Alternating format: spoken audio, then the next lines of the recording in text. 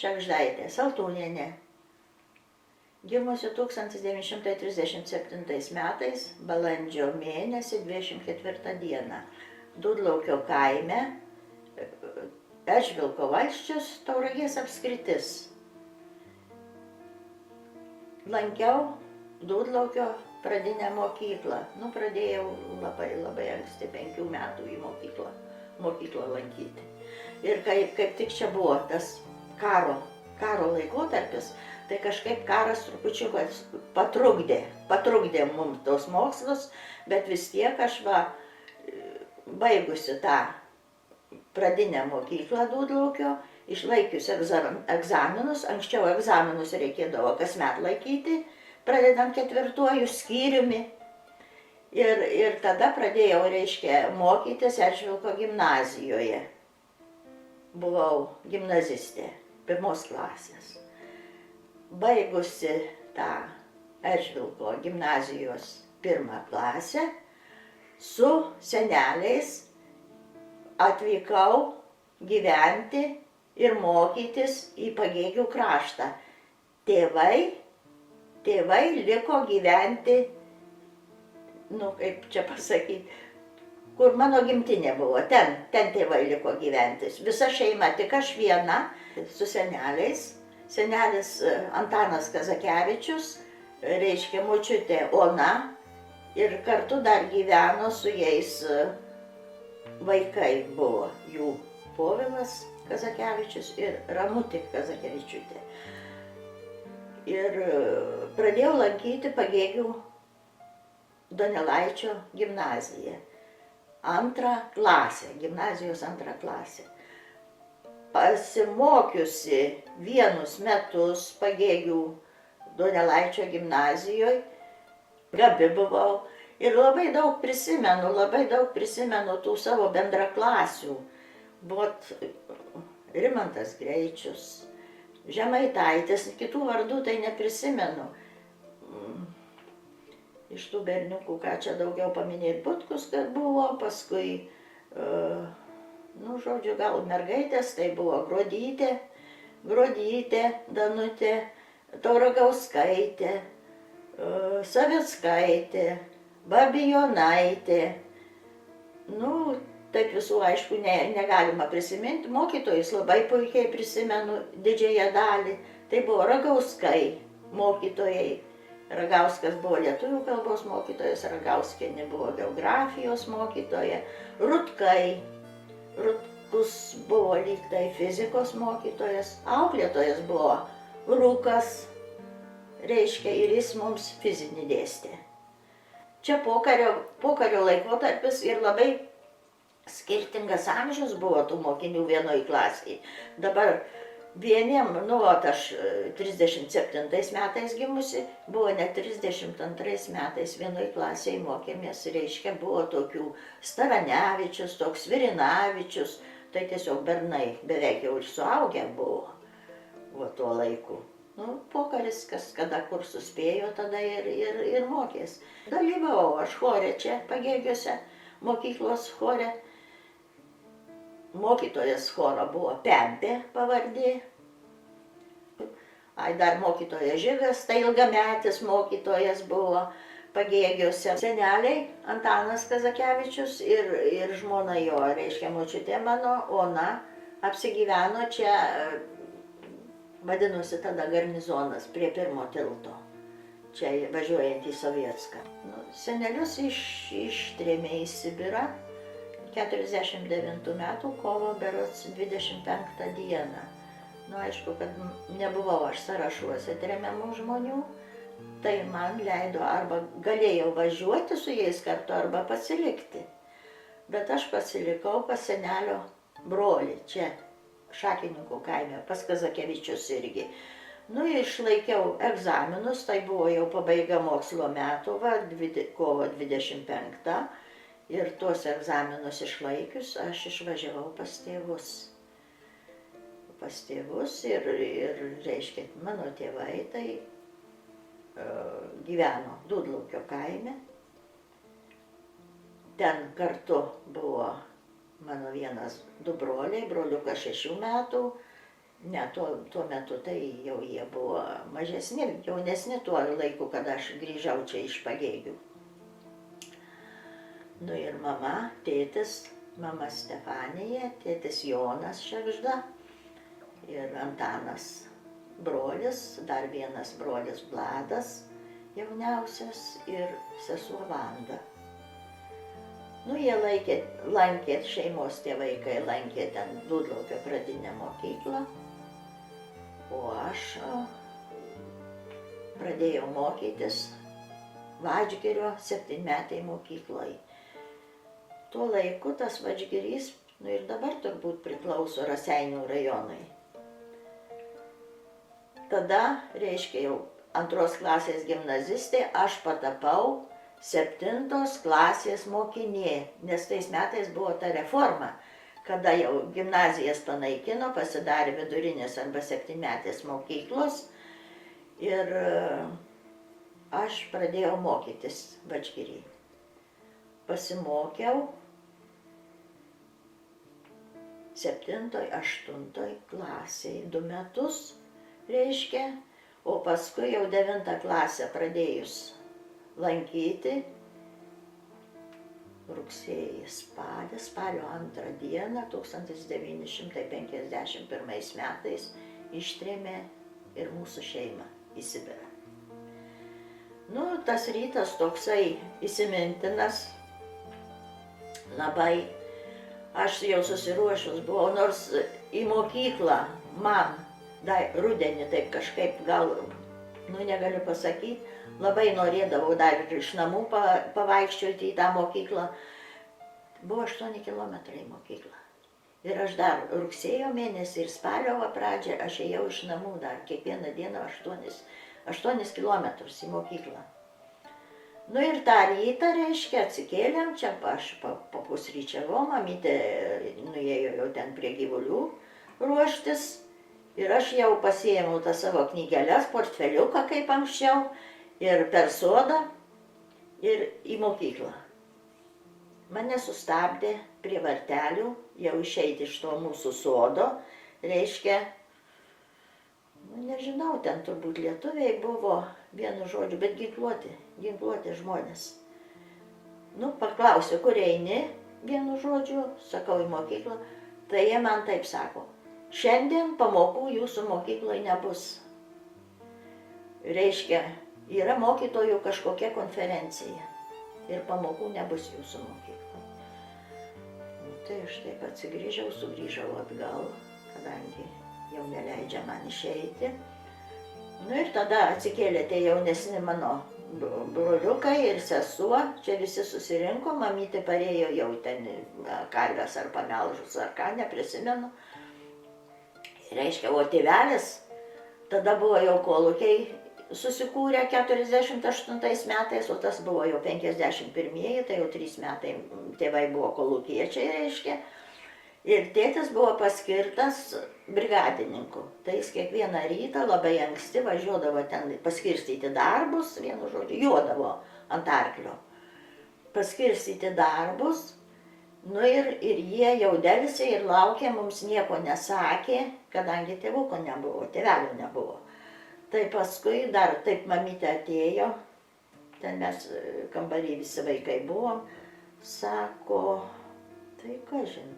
Tas trėmimas buvo prieš porą savaičių kažkoks vienas, toks nedidelis. Sako, tai kaip čia dabar, kas čia bus su mums, kad tavęs jau į mokyklą neišleido, jau ir viską. Gal mus buožindavo, ten viską atimdavo, viską reiškia. Tai, bet kam tie vaikai reikalingi, jinai sako, jeigu jau atimti ten karvės išvežti, ar ten kita kokį turtelį, kas ten buvo užgyventa. Nu ir parjojo tėvelis, jau paskirstęs tuos darbus, jie iškart prie jo susikvietė mus visus į vieną patalpą. Nu ir paskaitė, reiškia, kad jūs perkeliami gyventi į tolimesnės ten Tarybų Sąjungos teritoriją visam laikui. Nu ir kągi, ašaros. Skaudu prisiminti, ir liepė ruoštis, ruoškitės. Nu ir žinot, anksčiau žmonės labai tokie buvo draugiški, ne tokie kaip dabar. Tai tiesiog subėgo beveik visas mūsų kaimas į mūsų namus ir padėjo ten viską. Ten tiesiog pasimeti ir nežinai, ką pasiimti, ko neimti. Nu tai ten jie ir kiaulę papjovė mums, ir tą meiselę susūdė, ten sudėjo kažkur, tai reiškia. Nu ir ten kas atnešė, aišku, ten tas pragyvenimo lygis tai buvo jau nelabai koks žemas. Ir ten ir duonos, ir miltų, ir ten kas ką turėjo iš savo namų, reiškia. Nu ir va. Taip mes paskui jau liepti. Ai, tiesa, man labai toks įstrigo irgi į atmintį. O tėtis mano sako, susirink visas knygas, sudėk ten į kažkokią dėžę, vežti tas knygas. Ten į Sibirą vežtis, lietuviškos knygos. Tai paskui, o toks rusas priėjo, jisai sako, nu kam, jos tau nebus reikalingos, tenai kam. Bet jau man tėtis liepė, aš ir paėmiau tas knygas ir susidėjau tos 9 klasės vadovėlius visus. Nu, jau atvažiavo mašina, mūsų tą turtelį perkrovė į mašiną ir išvežė į Tauragės geležinkelio stotį. Nu, ten tiesiog vežė mašinos, važiavo su žmonėms, su verkiančiais, su gėdančiais, su kits ir dainavo, kits, kas kaip išmanė, geležinkelio stoty. Ir jau vagonai buvo paruošti, nu koks ten paruošimas, užkalto, langelis tas grotom užkaltas. Nu ir mes ten jau įsitaisėm visi. Narai buvo viena ta narai, tie vadinami viena, ir paskui viršui dar buvo. Nu tai mes jau ten įsitaisėm viršui, o tą savo visą ką turėjom, tai ten sukrovė, sudėjo jau reiškia. Ir pripildė tą vagoną ir man atrodo, kad tą naktį mūsų ai tai dar mes nakvojom ten, tam vagonė jau pusiau patalpinti. Nu ir vežė, žmonės vežė, labai daug. Tų atvežė vis mašinom ir krovė visus, kada jau matomai tą ešeloną ten užpildė, tada uždarinėjo jau mus visus. Ir paskui, man atrodo, sekančią naktį jau mes pajudėjom visi. Neišleido mūsų, nei į tualetą jokį iš to vagono, nieko. Tai taip juokingai atrodo. O mūsų brolis, tas mano, buvo jauniausias, tai 6 metų tokio amžiaus. Ir jam jau to tualeto prireikė pirmiausiai. Nu ką daryt, kur dabar? Nu tai mamytė puodą vieną paėmė tą, kur valgyt virdavom, va į tą puodą, ir paskui jau taip ir jau sakydavo, nu tai jau ten šaukė, jau mums tos Katarinkos reikia. Tai vieniem reikia atlikti reikalus, tai kitiem, ten ir vaikų buvo, vaikų nedaug buvo. Tokie senyvi amžiaus, čia daugiausiai tauragiškiai, daugiausiai ten buvo iš Tauragės apskrities ten arčiau, paskui Šilalės tų žmonių, kelios šeimos iš Šilalės. Tai buvo, tai taip ir daugiausiai vežė naktims, daugiausiai. Reiškia, tas traukinys važiuodavo daugiausiai naktį, dienom stovėdavo kažkur tai, kaip rusai sako, į tupiką, įgrūstas ten tas ešelonas. Matomai reikėdavo vis tiek praleisti tos traukinius kitus ten visokius. Nu tai naktim visą laiką ir mus išvežė spalio, gal 3, gal 4 iš Tauragės, tiksliai neprisimenu. Ir mes ten jau atvažiavom per 2 savaitės į vietą, reiškia, į tą Krasnojarsko kraštą. Nu ir ten išsikrovėm vėl, šalia irgi pastatė tą visą ešeloną mūsų, išsikrovėm tos visus savo daiktelius ir ten jau buvo šaltoka. Sniego, žinau, reiškia, apsirengėm, ką turėjom tenai ir miegojom ten lauke, 2 naktis miegojom prie tų traukinių, toj pastatytoj vietoj. Nu, ten žmonės, aišku, kiti jau ten kažkokios malkos ten sukrautos buvo, pradėjo kūrenti tuos šildytis, laužo susikūrė, ten aišku labai jau ten tiesiog sukėlė tokį triukšmą, pradėjo jau ten barti ir bausti ten jau ir žadėjo pasodinti į kalėjimą, ten jau vietiniai tie milicininkai.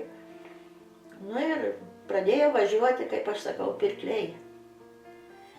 Reiškia, atvažiuoja daugiausiai į kaimus, jau tų žmonių beveik kolūkiai, tarybiniai ūkiai ten buvo ir tuos visus jau rinkosi.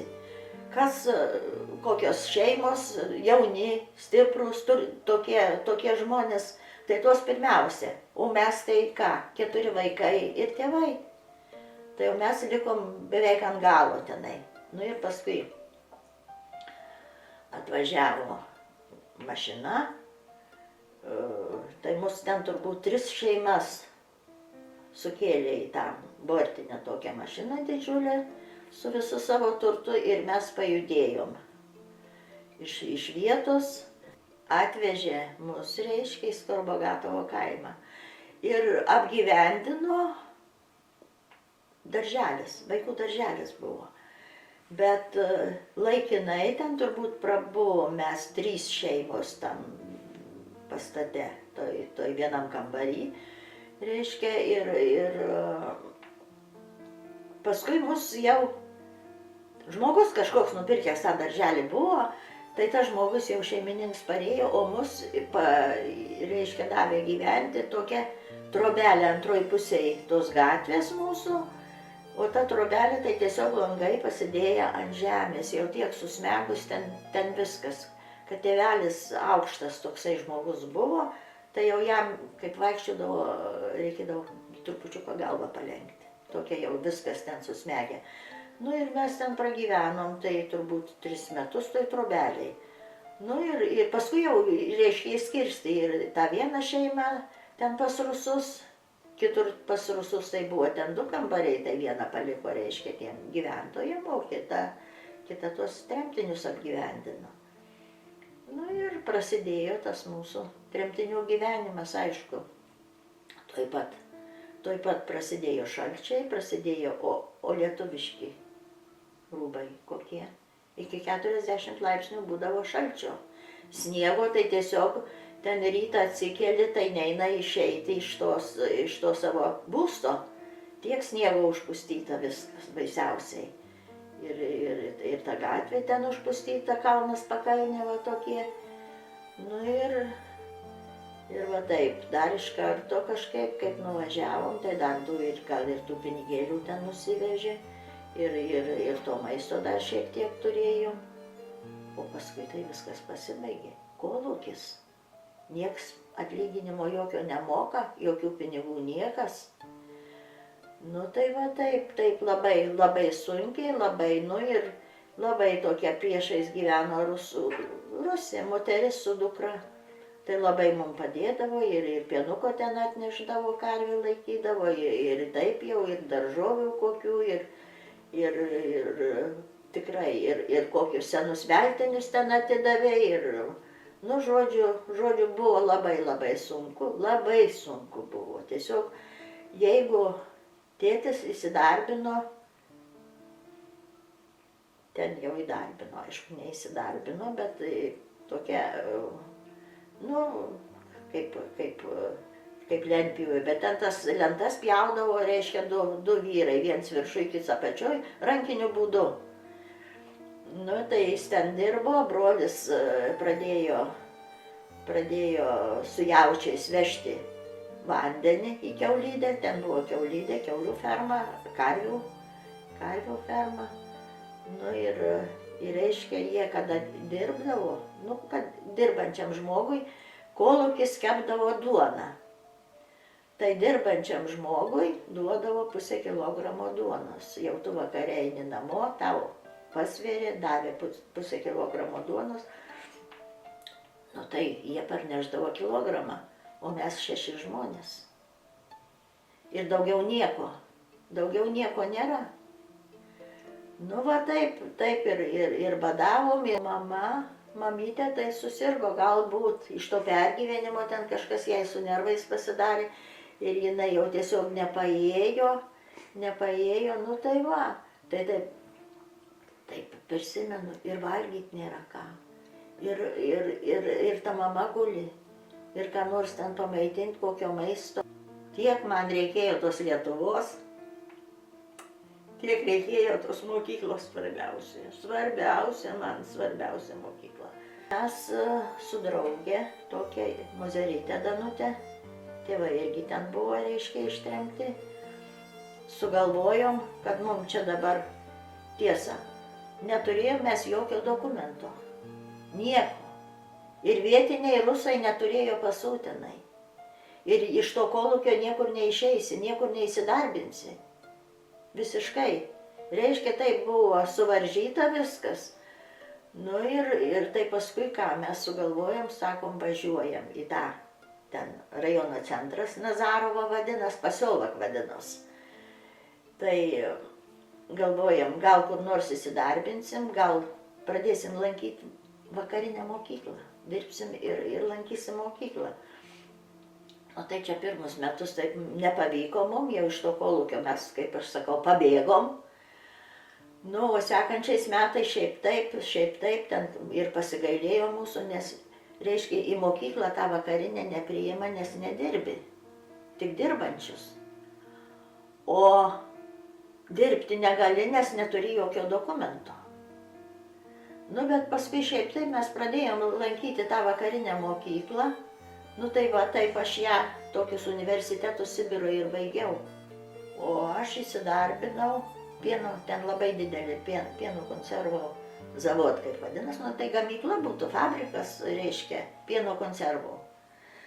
Įsidarbinau ten, pradėjau dirbti, nu, kažkaip jau tų pinigėlių užsidirbdavau, šitą ir tų drabužėlių, kaip sakant, vis tiek jau galima buvo ten ir kokius batus šiltesnius nusipirkti ir tą va tinka, tą pačią 100 siūlę. Nu ir jau taip kažkaip nu, kaip žmogus nori dirbti, nori tai ir susirandi tą darbą. Dirbau tom pieno konservų fabrikei, paskui gale jau tai prieš galą, tai aš jau ir gana neblogai uždirbdavau ten ir galima buvo jau gyventi. O tėveliai buvo pasilikę ten tam kolūkiai dar.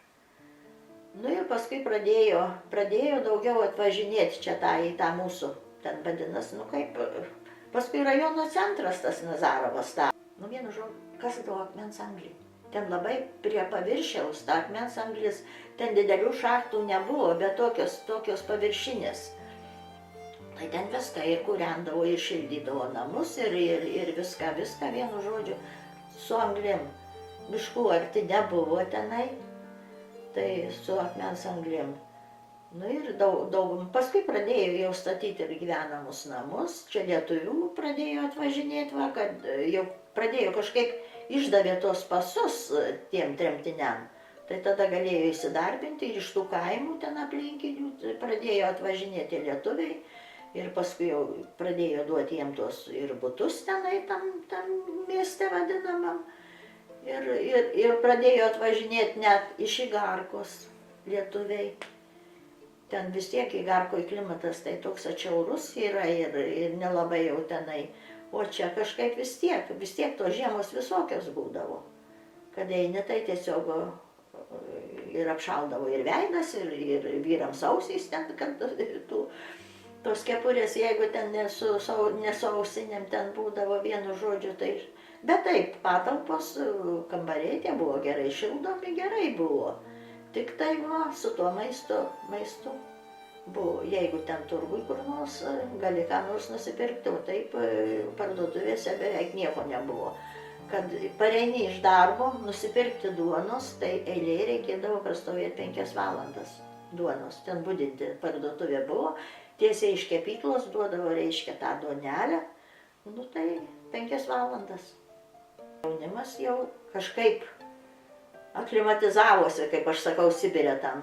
Jau pradėjo jie ten ir susirinkti, ir šokius pasidaryti, aišku, iš karto tai, kur lietuviai gyveno, tai jeigu būtas didesnis, nu tai, žinai, susirenka ten ir tiesiog atsivežė ten tie tremtiniai ir muzikos visokių instrumentų, daugiausiai tai Kitą kartą ten ką, smuikelę kokią turėdavo, arba akordeoną, nu tai ir būdavo ir šokiai jau paskui, ir viskas.